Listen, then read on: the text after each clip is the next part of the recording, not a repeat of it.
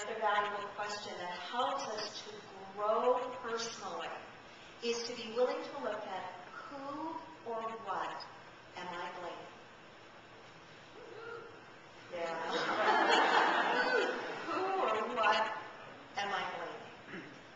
Sometimes we blame in a very vocal way. Other times it's just the self-talk that we have and the stories we're telling ourselves silently, that our life is the way our life is because of someone or something outside of us. That's the way of blaming. I remember my minister, Bob Stevens, using this illustration in a sermon one Sunday many years ago. He said, there's a danger when you point your finger at someone else. And he had each of us point our fingers. So go ahead and point your finger. You can point it at me or you can point it at somebody else.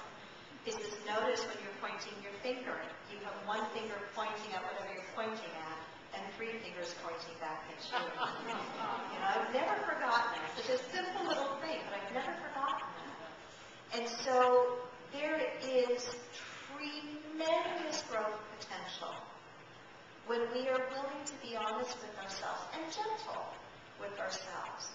And admit when we have been blaming someone or something else for the circumstances of our lives.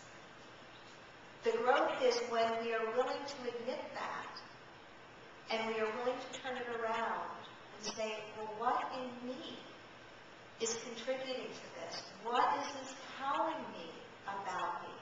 Where is it that I'm not taking responsibility? As we begin to live in those kinds of questions, we will get the kinds of answers that will help us to grow to our next level of expression.